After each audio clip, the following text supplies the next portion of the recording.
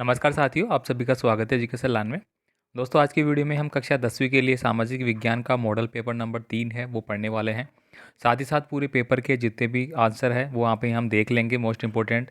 और बाकी इस पेपर की जो PDF फाइल है साथियों वो आपको हमारे ऐप के माध्यम से मिल जाएगी, जिसकी इन्फॉर्मेशन आपको यहाँ पे साइड में दिखाई दे रही होगी। ठीक है, तो हमारा ऐप है जो हमारा यूट्यूब है उसी के नाम से हमारा ऐप है। बहुत सारे विद्यार्थी पूछते हैं कि आपका ऐप का नाम क्या है, आपका ऐप किस नाम से है। तो दोस्तों, एजुकेशन लाइन के नाम से यूट्यूब है और उसी के नाम से आपको हमारा ऐप है वो मिल जाएगा। साथ ही साथ आपको यहाँ पे हमारा व्हाट्सअप नंबर मिल जाता है, जिस पे आप कोई भी क्यूरी है आपकी तो वो हमें डायरेक्ट मैसेज कर सकते हैं। तो चलिए स्टार्ट करते हैं। यहाँ पे क्वेश्चन मॉडल पेपर नंबर 3। यहाँ पे देखिए पहला क्वेश्चन आपको पूछा गया है, करो या मरो का नारा है वो किसके द्वारा दिया गया था। तो यहाँ पे ऑप्शन नंबर जो ए है वो हमारा सही आंसर हो जाएगा, महात्मा गांधी के द्वारा। ब्रेटन वुड्स समझौता है वो कब हुआ था। तो ये 1944 में हुआ था। तो ऑप्शन नंबर सी है वो सही आंसर रहेगा। नेक्स्ट देखिए, यहाँ पे सूती कपड़ा मिल से संबंधित है। तो यहाँ पे 4 व्यक्तियों के नाम दिए गए हैं। तो हमें बताना है कि सूती कपड़ा मिल जो सबसे पहले स्थापित की गई थी वो किसके द्वारा की गई थी। तो रिचर्ड आर्कराइट के द्वारा की गई थी। 1871 में ज्योतिबा फूले द्वारा प्रकाशित पुस्तक कौन सी थी। तो गुलामगिरी हो जाएगी। नेक्स्ट देखिए, भारत के क्षेत्रफल का कितने प्रतिशत भाग मैदानी क्षेत्र के अंतर्गत आता है। तो ऑप्शन नंबर ए है वो सही आंसर रहेगा, 43% क्षेत्र। नेक्स्ट देखिए, यहाँ पे सुंदरवन राष्ट्रीय उद्यान स्थित है। तो दोस्तों, सुंदरवन राष्ट्रीय उद्यान हो गया, सुंदरवन डेल्टा हो गया, ये सब कहाँ पे है, पश्चिमी बंगाल में है। तो यहाँ पे ऑप्शन नंबर सी है वो आपको टिक मार्क करना है। भारत का गुड़ व खांडसारी के उत्पादन में विश्व में कौन सा स्थान है। तो दोस्तों, गुड़ तो आप सभी जानते हैं, खांडसारी जो शक्कर होती है उसको बोलते हैं। अब यहाँ पे देखिए इसमें कौन सा स्थान है, भारत का पहला स्थान है। यहाँ पे अगर हम मैं साथ साथ बात करूँ, लास्ट वीडियो में हमने बात करी थी कि चीनी के उत्पादन में भारत का कौन सा स्थान है, तो दूसरा स्थान है। निम्नलिखित में से परिवहन का सबसे सस्ता साधन कौन सा है। तो सबसे सस्ता साधन है वो जल परिवहन होता है। तो यहाँ पे ऑप्शन नंबर बी है वो आपका सही आंसर रहेगा। ऐसे कैसे दोस्तों PDF फाइल आपको मिलेगी, ऑलरेडी जो आंसर यहाँ पे टिक मार्क किए हुए हैं वो ऐसे कैसे आपको मिल जाएंगे, ताकि कोई नया विद्यार्थी देखता है तो उसको भी डायरेक्ट पहले ही अटैम्प्ट में आपको आंसर वो मिल जाएंगे। अब देखिए अगला है, किस देश में सामुदायिक सरकार का चयन एक ही भाषा बोलने वाले लोग करते हैं। तो वो बेल्जियम सरकार हो जाएगी। नेक्स्ट देखिए अगला है, संघात्मक शासन प्रणाली में अधिकारों का विभाजन है वो होता है। तो केंद्र और राज्य में जो इकाइयां हैं उनके बीच है वो संगणात्मक जो शासन प्रणाली होती है उसमें होता है। नेक्स्ट देखिए, यहाँ पे 2011 की जनगणना के अनुसार भारत में महिला साक्षरता दर रही है। तो 2011 में दोस्तों महिला साक्षरता दर कितनी रही थी हमारी, 65.46%। यहाँ पे दोस्तों पुरुषों की साक्षरता दर कितनी रही थी, तो वो हो जाएगा 82.14। तो यहाँ पे फिलहाल इस पर्सन का सही आंसर भी हो जाएगा। नेक्स्ट देखिए, यहाँ पे अगला है, इनमें से किस वर्ष भारतीय जनता पार्टी की स्थापना हुई थी। दोस्तों, भारतीय जनता पार्टी की स्थापना 1981 में हुई थी, लेकिन इसकी जो शुरुआत है वो 1984 में हुई थी। ये दोनों आप ध्यान रखना, कन्फ्यूजन नहीं होना है इसमें। अगला जो क्वेश्चन है वह है, सभी सेवाओं वाले व्यवसाय किस क्षेत्र की गतिविधि में आते हैं। तो दोस्तों, सेवा क्षेत्र के लिए है वो तृतीय क्षेत्र है वो शामिल किया जाता है। व्यापार उद्योग के लिए द्वितीय क्षेत्र होता है। और उत्पादन से रिलेटेड होता है, प्राकृतिक उत्पादन से रिलेटेड, वो हमारा प्राथमिक क्षेत्र में आता है। नेक्स्ट देखिए, केंद्र सरकार की ओर से करेंसी नोट जारी करता है। तो ये आपने अच्छे से पढ़ रखा है कि करेंसी जो नोट होता है वो हमेशा भारतीय रिजर्व बैंक है, जिसको अपन RBI बोलते हैं, उसके द्वारा ही जारी किए जाते हैं। RBI की स्थापना 1935 में हुई थी, कब, 1 अप्रैल 1935 में। और हालांकि इसकी 1934 का जो संविधान का जो जो बैंकों का अधिनियम था 34 वाला, उसके तहत हुई थी। इसका मुख्यालय सबसे पहले कलकत्ता में था, जिसको स्थायी रूप से मुंबई में बदल दिया गया था बाद में। ठीक है, तो ये सब कुछ ध्यान रखना है आपको। एक ऐसा संगठन जिसका ध्येय अंतर्राष्ट्रीय व्यापार का उद्धार करना है। तो दोस्तों, यहाँ पे विश्व स्वास्थ्य संगठन, विश्व व्यापार संगठन हो गया, संयुक्त राष्ट्र संघ हो गया, तो ये सभी इसमें शामिल होते हैं। तो ऑप्शन नंबर जो डी है वो सही आंसर रहेगा। नेक्स्ट देखिए, यहाँ पे रिक्त स्थान वाले प्रश्न आपको पूछे जा रहे हैं। इंग्लैंड में किसके दशक में कारखाना खुलना प्रारंभ हो गया था। तो 1930 में। दोस्तों, 1930 में इंग्लैंड में कारखाने खुलना प्रारंभ हो गए थे। रामचरितमानस जो पुस्तक है उसके लेखक कौन है। तो यहाँ पे मैंने ऑलरेडी लिख दिया है, तुलसीदास जी है। जल एक किस प्रकार का संसाधन है। तो दोस्तों, जल नवीकरणीय योग्य है वो संसाधन हो जाएगा। इंडियन नेशनल लोकदल का संबंध मुख्यतः किस राज्य से है। तो ये हो जाएगा हरियाणा राज्य से। यहाँ पे देखिए, शासन की अन्य व्यवस्थाओं से श्रेष्ठ है। तो लोकतंत्र जो है वो शासन की सभी जो प्रणालियाँ हैं उनमें सबसे श्रेष्ठ मानी जाती है। इच्छाएं और आकांक्षाओं की पूर्ति किसके लिए करते हैं? तो विकास के लक्ष्य के लिए करते हैं। आपका भी क्या विकास का लक्ष्य क्या है फिलहाल आपका? आप किस चीज़ में विकास करना चाहते हैं? शिक्षा में। तो शिक्षा में आपका लक्ष्य है कि मैं इस बार 10वीं कक्षा की बोर्ड परीक्षाओं में अच्छे अंक प्राप्त करूं, तो इसके लिए आपकी इच्छाएं हैं, आपकी आकांक्षाएं हैं, इसके लिए आप मेहनत करेंगे और अपने आप को उसके अकॉर्डिंग विकास में आगे बढ़ाएंगे। इस प्रकार से आप समझ सकते हैं। बहुराष्ट्रीय कंपनियों के उद्भव के पश्चात व्यापार विश्व स्तर पर होने लगा। तो यहाँ पे बहुराष्ट्रीय कंपनियों के आधार पे आप लिखेंगे। इसके बाद देखिए यहाँ पे अति लघुतात्मक प्रश्न है जिनको भी लिखने की मैंने कोशिश की है। यहाँ पे आप देखेंगे कि पैकेटिंग क्या होती है।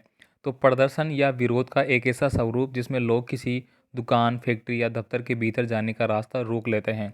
मान लीजिए कि आपको कहीं दुकान पे जाना है और वहाँ पे आपको रोक लगा दी जाती है, तो वो पैकेटिंग के माध्यम में आएगी, पैकेटिंग के अंतर्गत वो बात है वो आएगी। यहाँ पे देखिए अगला है गिल्ड्स क्या है। यह जो उत्पादकों के संगठन होते हैं जो उत्पादकों को प्रशिक्षण देते हैं तथा उत्पादकों पर नियंत्रण रखते हैं।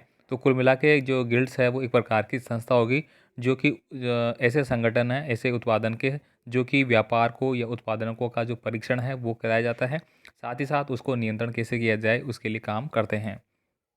नेक्स्ट देखिए यहाँ पे स्पिनिंग जेनी मशीन का निर्माण कब और किसने किया था। तो इसका निर्माण है वो किसके द्वारा किया गया था भाई? जेम्स हरग्रीव्ज के द्वारा किया गया था और 1764 में किया गया था। भारतीय वन्यजीव अधिनियम 1972 में मुख्य प्रावधान क्या है?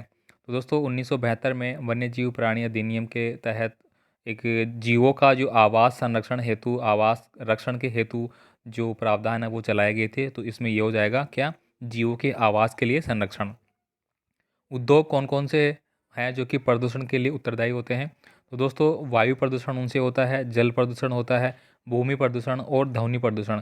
मुख्यतः यही प्रदूषण हमारे होते हैं और ये सभी उद्योग जो क्षेत्र होते हैं उनसे रिलेटेड होते हैं और वो इसको कहीं ना कहीं प्रभावित करते हैं।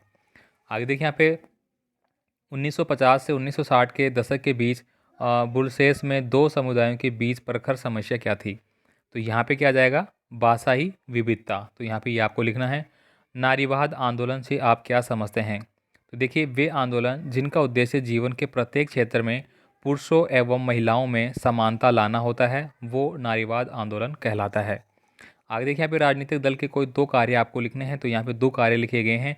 राजनीतिक दल क्या करते हैं? चुनाव लड़ते हैं।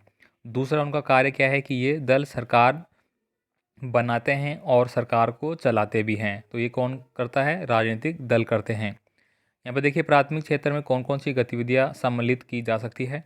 तो यहाँ पे देखिए प्राथमिक क्षेत्र में कृषि, पशुपालन, मत्स्य पालन, खनन, आखेट, संग्रहण, मुर्गी पालन आदि गतिविधियाँ हैं वो शामिल की जा सकती है। और ये सारी चीज़ें किससे हैं भाई? प्रकृति से जुड़ी हुई है। प्राकृतिक रूप से जो पहले से मिले हुए हैं उन्हीं के अकॉर्डिंग ये किए जाते हैं, इसलिए इनको हम प्राथमिक क्षेत्र के अंतर्गत रखते हैं। सरकार द्वारा अवरोधों अथवा प्रतिबंधों को हटाने की प्रक्रिया क्या कहलाती है? तो उसको हम बोलते हैं उदारीकरण। आगे देखिए यहाँ पे आपको 50 शब्दों में लिखने वाले क्वेश्चन आ जाते हैं। दक्षिणी अफ्रीका में महात्मा गांधी सत्याग्रह में क्यों सम्मिलित हुए थे? तो इसको भी यहाँ पे लिखा गया है। महात्मा गांधी ने 6 नवंबर 1913 को न्यूकैसल से ट्रांसवाल की जो और बढ़ रहे मजदूर थे उनके जुलूस का नेतृत्व किया। उनको जब अंग्रेज सरकार द्वारा रोका गया तो हजारों मजदूर अश्वेतों के अधिकारों का हनन करने वाले नस्ल भेदी कानूनों के खिलाफ महात्मा गांधी ने सत्याग्रह में शामिल हो गया। मतलब कुल मिला के जो साउथ अफ्रीका है, दक्षिण अफ्रीका, वो गए हुए थे। तो वहाँ पे जो अश्वेत लोग थे उनके अधिकारों का हनन हो रहा था। तो उनको बचाने के लिए, उनका साथ देने के लिए गांधी जी ने आंदोलन में भाग लिया। आगे देखिए मुद्रण संस्कृति ने किस प्रकार फ्रांसीसी क्रांति के लिए परिस्थितियाँ उत्पन्न की थी। तो मुद्रण संस्कृति के कारण, दोस्तों यहाँ पे जो लिखा गया है इसको मुद्रण संस्कृति है, ठीक है, थोड़ा लिखने में त्रुटि है, के कारण ज्ञानोदय के जो चिंतकों के विचारकों का बड़े पैमाने पर आज जो प्रचार प्रसार हुआ था। मुद्रण संस्कृति ने वाद विवाद की नई संस्कृति को जन्म दिया। इसने राजाशाही तथा उसकी नैतिकता की भरपूर आलोचनाएं की थी। मरुस्थलीकरण मृदा की कोई दो विशेषताएं आपको लिखना है। तो मरुस्थलीकरण मृदा में क्या होता है कि इसका रंग लाल और भूरा होता है। ये मृदाएं आमतौर पर रेतीली और लवणीय होती है, यानी कि मिट्टी मिट्टी जो आपने देखे हैं बिल्कुल आपने देखा होगा जैसलमेर की साइड में, जोधपुर की साइड में, तो वो बात की जा रही है यहाँ पे। शुष्क जलवायु और वनस्पति की कमी के कारण इस मृदा में जल वाष्पन दर अधिक होती है, यानी कि शुष्क होती है ये बिल्कुल। इसी मृदा में नमी और ह्यूमस की मात्रा है वो कम पाई जाती है। यह मृदा अनुपजाऊ भी होती है। आपने देखा होगा कि इस प्रकार के जो टीले होते हैं मिट्टी के, वहाँ पे कोई भी प्रकृति का कोई पौधा वहाँ पे नहीं उगता है, रेयर कंडीशन में उगता है, तो अधिकांशतः ये अनुपजाऊ रहती है। औद्योगिकरण की किस प्रकार जल दुर्लभता के लिए उत्तरदायी है, ये आपको लिखना होगा। इसके बाद देखिए अंतर्राष्ट्रीय व्यापार में पर्यटन का महत्व क्या है, यहाँ पे आपको लिखे गए हैं कुछ टॉपिक। भारत में पर्यटन उद्योग के लिए निम्न बिंदुओं को अपन समझ सकते हैं। पर्यटन राष्ट्रीय एकता को बढ़ावा देता है। पर्यटन स्थानीय हस्तकला व सांस्कृतिक उद्योगों को प्रोत्साहित करता है। अंतर्राष्ट्रीय स्तर पर संस्कृति एवं विरासत की समझ विकसित करने में सहायता होता है। ये लोगों को प्रत्यक्ष और अप्रत्यक्ष रूप से रोजगार प्रदान करता है। तो यहाँ पे जो पर्यटन है वो कहीं ना कहीं ये इम्पोर्टेंस रखता है अपने आप में, जो कि यहाँ पे लिखा गया है। सतह की साझेदारी के पक्ष में कोई 3 तर्क आपको लिखने होंगे, तो यहाँ पे लिखे गए हैं भाई। सतह की साझेदारी से विभिन्न सामाजिक समूहों के मध्य टकराव की संभावना कम हो जाती है। सामाजिक टकराव हिंसा व राजनीतिक अस्थिरता का रूप जो ले लेती है, इसलिए सतह में साझेदारी राजनीतिक व्यवस्था के स्थायित्व के लिए अच्छी बात है। सतह की साझेदारी के माध्यम से सभी समूह शासन व्यवस्था से जुड़ते हैं। आगे देखिए यहाँ पे अगला है भारतीय राजनीति में जातिवाद की प्रमुख समस्याओं के आपको लिखना होगा। तो यहाँ पे और बड़े पर्सन आ गए जिनको लिखना थोड़ा संभव नहीं था। इनको आप अपने पाठ्य पुस्तक या फिर आपके पास पासबुक जो भी है उनमें आप टिक मार्क कर ले, ये आपके लिए वेरी इंपॉर्टेंट पर्सन होने वाले हैं एग्जाम की दृष्टि से। तो आपको सेलेक्टेड पर्सन है वो पढ़ना है। साथ ही साथ आपको कुछ मॉडल पेपर है वो प्रत्येक सब्जेक्ट के वो हमारे ऐप पे मिल जाएंगे, वहाँ पे आप देख लोगे। हिंदी का भी 5 सेट मिल जाएगा, विज्ञान का भी, सामाजिक विज्ञान का भी, गणित के भी, इन सभी के 5-5 जो सेट पेपर वो आपको मिल जाएंगे। यहाँ पे देखिए उपभोक्ता के चुनने का अधिकार है, उसको बारे में बताना होगा। यहाँ पे देखिए गन्ने की खेती के लिए उपयुक्त भौगोलिक परिस्थितियों का वर्णन और वाणिज्यिक कृषि से आप क्या समझते हैं।